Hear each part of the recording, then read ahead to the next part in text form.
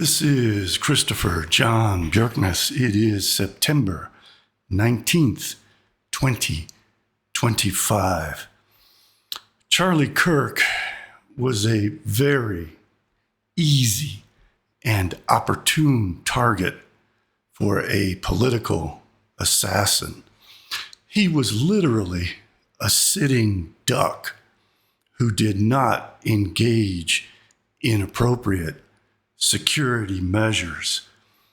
He was an internationally significant political voice on the world stage. So there was a lot to be gained by assassinating Charlie Kirk, and it was a very easy operation to pull off. A man sitting in a chair with no obstructions, no armor whatsoever, evidently protecting him, exposed to rooftops, an audience, a crowd that had not been screened for weapons. Everyone knows it was an easy operation to pull off, and it happened. He was killed. Now, not only was he a target that was opportune for an individual to make a political statement, for an individual to engage in the propaganda of the deed of committing an act of terrorism as a statement against the tyranny of the state, which then inspires the state to impose an even greater tyranny in a vicious cycle that then prompts others to engage in further terrorism as a protest that then provides the pretext for the state to clamp down on the people and become increasingly tyrannical. But it was also a very good opportunity for either a broader conspiracy or even without that broader conspiracy, the opportunity for state actors and for political sides to capitalize on Charlie Kirk's assassination, to exonerate themselves and incriminate their opponents. Winston Churchill pointed out that there was a dialectic among the enemy between the Bolsheviks and the Zionists. And we see that dialectic playing out today on the world stage, where it becomes an attempt to incriminate either the Zionists in a broader conspiracy or to incriminate the Marxists in a broader conspiracy. And we see that at the highest levels. We see Trump accusing Antifa and labeling Antifa a terrorist organization. The propaganda of the deed worked. There is now a tyranny imposed on Antifa, which provokes Antifa to respond to that tyranny with further acts of terrorism, which will then prompt a governmental response. And it will snowball by deliberate design. We also see Benjamin Netanyahu protesting too much that Israel had no involvement in this. On the other side, we have Jackson Hinkle trying to pin this on Israel as a broader conspiracy. We have Jimmy Kimmel tried to pin it on MAGA, the Zionist MAGA crowd.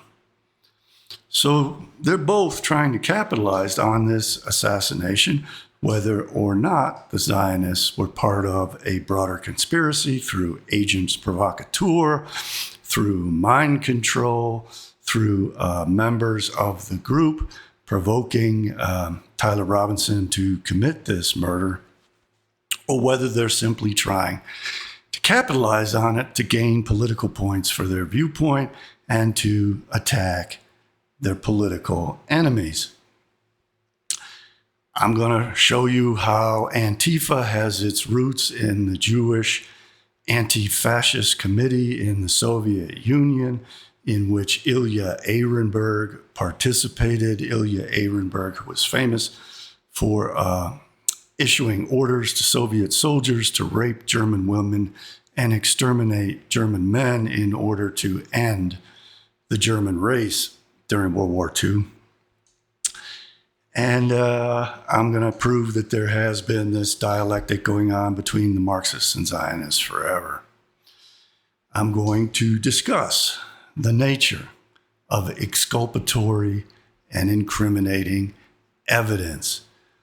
Exculpatory evidence can prove the innocence of someone who has been falsely accused. That same exculpatory evidence can also be incriminating evidence to prove the guilt of someone else. What is used to convict one can, in some instances, used to demonstrate the innocence of and exonerate another. So what is exculpatory can also be incriminating and vice versa, though that's not always the case. Now, not only are they trying to provide evidence that is exculpatory and pins the blame on the Zionists, those associated with Russia, are trying to pin it on Israel. And those associated with Israel are trying to pin it on the traditional allies of Russia, the Muslims, the Marxists, the leftists, and Antifa. So we have a classic battle playing out on the world stage between Marxists and Zionists. Now, certainly, the Israelis have served as agents provocateurs to provoke someone to commit an act of political violence, various forms of terrorism, assassination, and they would recruit Palestinians whom they oppose. So it is possible that they would recruit Antifa or Marxists who were opposed to Zionism. Likewise, Marxists would recruit people to commit acts of terrorism, which they could pin on Zionists. The shooter, the accused shooter, the alleged shooter, is left-leaning and more inclined to be affiliated with Antifa and to be opposed to the Zionists. That is not necessarily proof that he was working for the left. He could have unwittingly be working for agents provocateur from the Zionist camp. So once you head down this path, you're going to find that it's very wet and muddy and loaded with quicksand. And it's very important in all of this to stick to the facts and stick to the evidence. What is actually exculpatory and what is actually incriminating. And I'm going to go through how this is playing out, especially on social media, between these two camps, and how it is being utilized to capitalize on this horrific murder. This murder was not only an attack on Charlie Kirk, it was an attack on the West, an attack on the nation of America primarily. So these state players, we can just simplify it and call it Russia and Israel, are capitalizing on it, whether or not they were involved in a broader conspiracy itself to assassinate Charlie Kirk. Now, Charlie Kirk is being brought into all of this. I'm going to show a clip where he was speaking out against Marxism and the prominent role that Jews have played in promoting cultural Marxism, which makes him a target for the Marxists. And the fact that he has been staunchly promoting Israel and Zionist interests makes him a target for those who oppose Zionism those on the left, those affiliated with Antifa, which came straight out of Soviet Russia. But Kirk has also, especially of late, been shifting and mildly criticizing Israel and opening the door to criticism of Netanyahu and the ethnic cleansing of the Gaza Strip. So it can go either way, however you want to play it. It could also be a combination of the two. My primary goal is not to determine whether or not there was a broader conspiracy behind this, but to expose and analyze this dialectic that is playing out in social media and general media between Marxists and Zionists to capitalize on the crime. And also to look at the idea of what is exculpatory and incriminating, both in terms of this broader potential conspiracy and what is exculpatory and incriminating to the accused, Tyler Robinson. I'm going to get into some of the dynamics of an autopsy and the discretion that a medical examiner has, the tremendous latitude that a medical examiner in Utah has as to whether or not to conduct an autopsy and issue a coroner's report, and how that can be kept private, how Charlie Kirk's medical records can be kept private, who has the ability to waive their rights to privacy and have all of that information made public, how that relates to this criminal investigation, the likelihood that Tyler Robinson may get legal counsel that advises him to cop a plea, and if a plea deal is reached, then there won't be a trial, and all of this information about Charlie Kirk's wounds, the evidence, the crime scene, the crime theory of the prosecution, the crime theory of the defense will never be made public, potentially, if there is no trial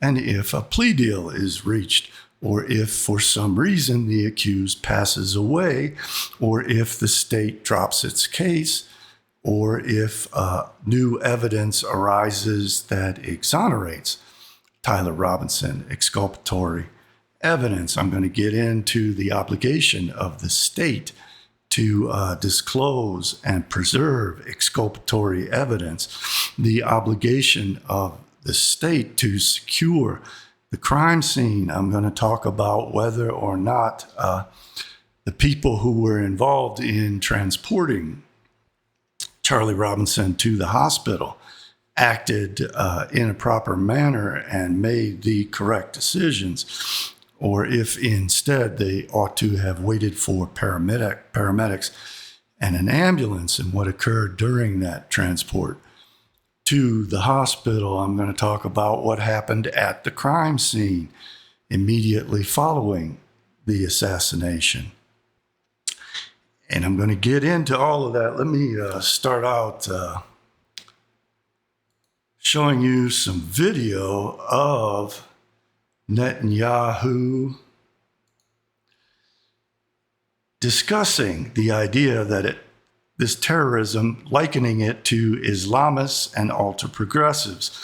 Ultra-progressives can be equated to Bolsheviks and Marxists. He said, he wrote me a letter on May 2nd this year. He said, one of my greatest joys as a Christian is advocating for Israel and forming alliances to defend Judeo-Christian civilization.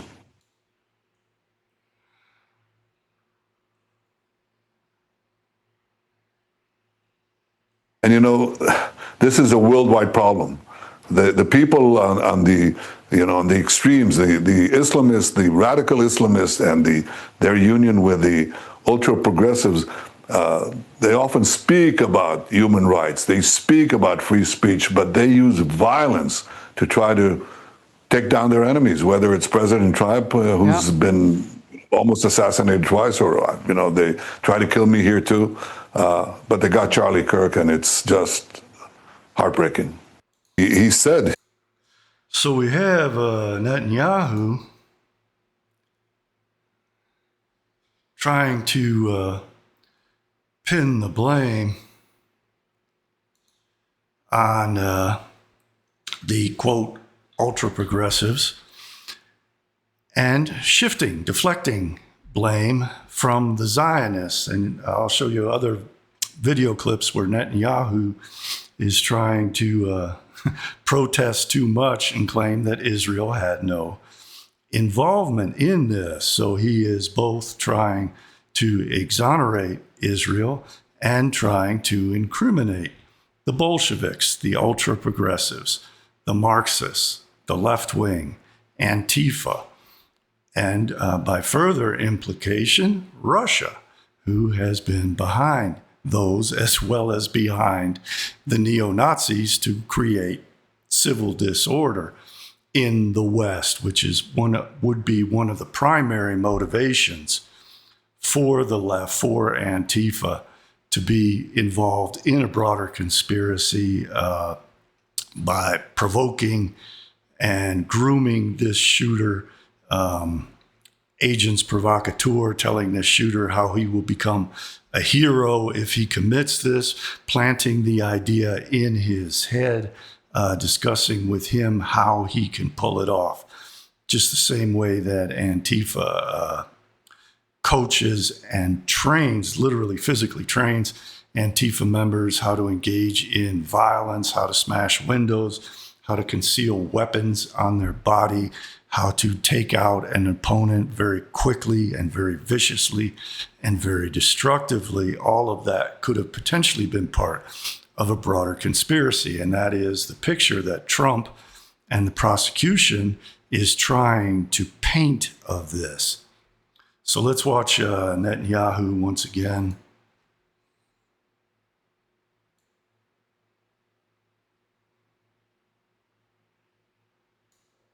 Try to silence him. And this is a worldwide problem. The people on the extremes, the Islamists, the radical Islamists, and their union with the ultra progressives, they often speak about human rights. They speak about free speech, but they use violence to try to take down their enemies. Whether it's President Trump, who's been almost assassinated twice, or they try to kill me here. Tried to kill him, tried to kill Trump. He's portraying the Zionist camp as the victim. He is portraying the anti-Zionist camp, be it Muslims or Marxists, as the aggressors and as the perpetrators. Now, opposed to that, we have Jimmy Kimmel, who tried to paint this as something stemming from the MAGA crowd, the Zionist crowd. Some new lows over the weekend, with the MAGA gang desperately trying to characterize this kid who murdered Charlie Kirk as anything other than one of them, and doing everything they can to score political points from it. In between, we had some new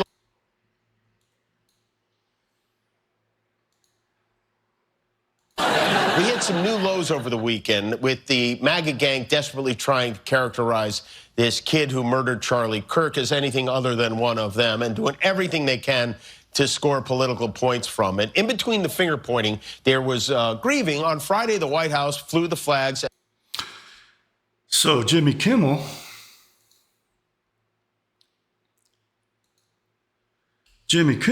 is tried to paint this as a MAGA vote motivated crime. So he is trying to come up with exculpatory evidence for the left and trying to incriminate what is generally portrayed as the right, as the MAGA crowd. This is the dialectic, the Bolshevik versus Zionist dialectic, the Marxist versus the Zionist dialectic, the left versus the right in Jimmy Kimmel's case. And this goes much deeper to many other figures, popular figures in the media and in the alternative media, the propaganda news organizations, Fox News, CNN, CBS, Washington Post, Washington Journal, et cetera, and how the overall effect of this most heavily benefits Russia and the communists and their desire to destabilize the West and to cause civil disorder, civil disruption, make the political process kaput and unable to function, so that people engage in revolutionary activity as a result of this propaganda, but then to also make the state more autocratic so that the people are then also inspired to become more rebellious and revolutionary and anarchistic. So, cui bono, who benefits the most, I would say, is Russia.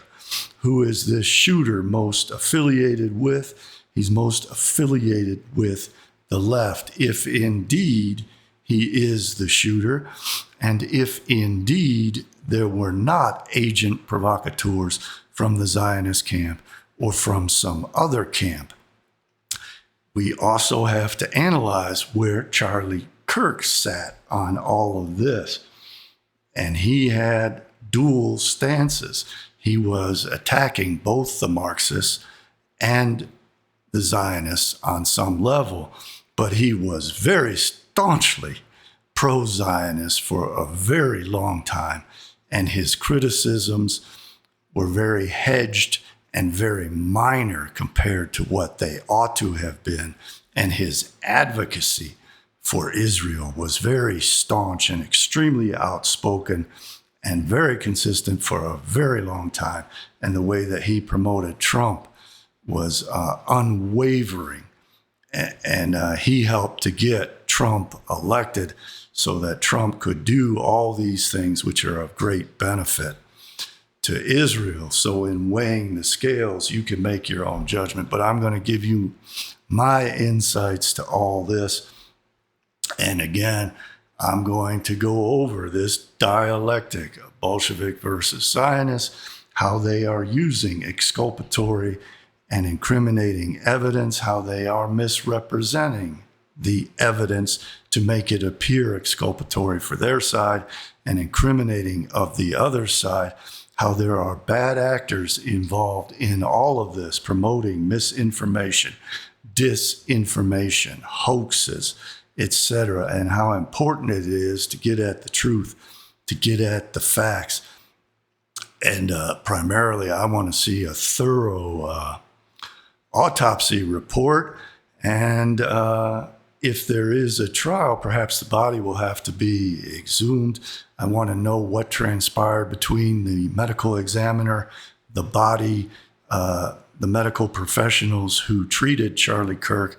What information was exchanged there? Did the medical examiner make a determination that it was the cause of death was obvious and therefore an autopsy was not necessary, which is his right under Utah law, but I would find very irregular and grounds for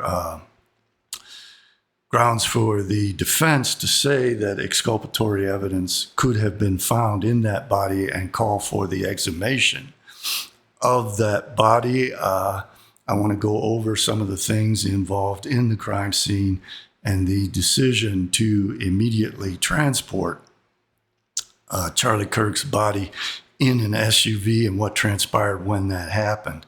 If you want to benefit from my insights and analysis of all that, please do get a paid subscription to my Substack channel, CJBbooks.substack.com, and you will then be able to see the entirety of this presentation as well as the full-length videos that I'm going to do and have done, which are exclusive in their full content to Substack.